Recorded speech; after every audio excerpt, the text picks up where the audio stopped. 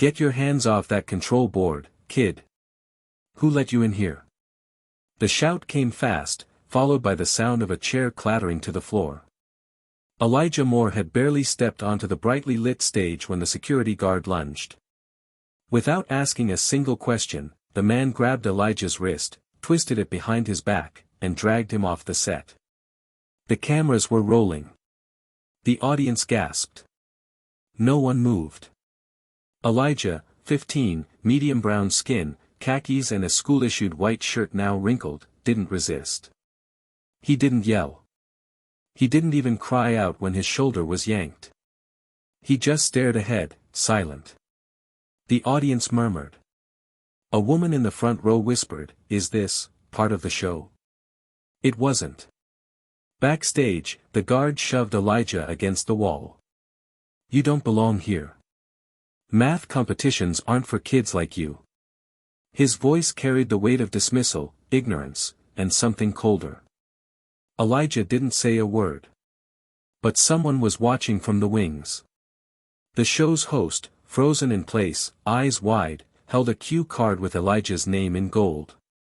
She dropped it as her microphone crackled. And just before the cameras cut to commercial, she muttered, "Oh no, that's him."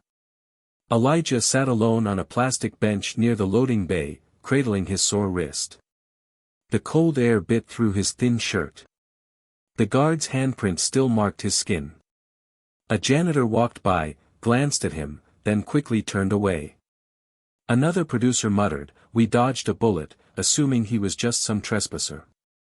No one asked his name. No one asked why he was there.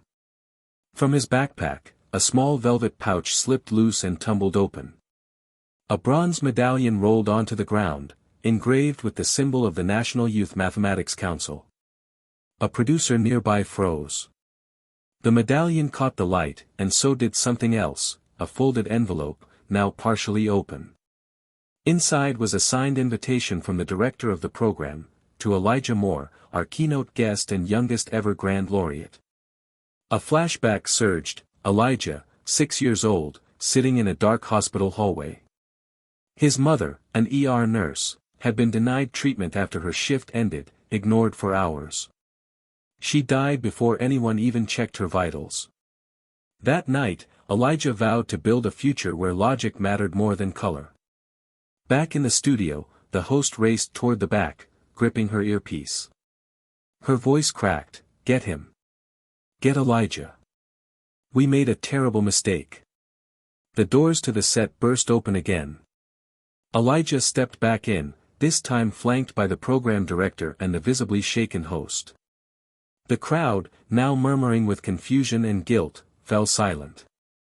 The security guard who had twisted his arm was still stationed at the edge of the platform, arms crossed, now pale.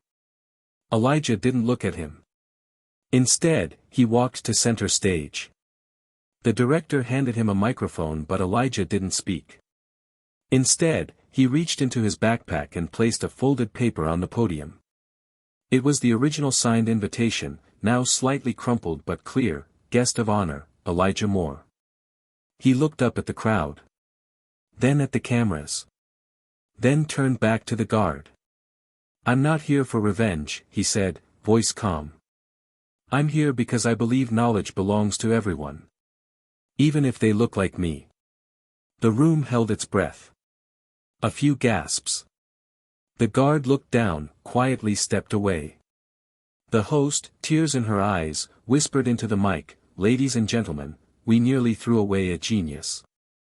Elijah bowed his head slightly, then turned and walked off stage. But before the feed cut, he placed the medallion back on the table.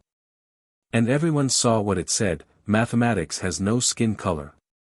The silence that followed Elijah's exit was louder than any applause. People didn't just witness a mistake, they saw a mirror held up to their own quiet complicity. In that moment, the lesson was simple: how often do we judge before we ask?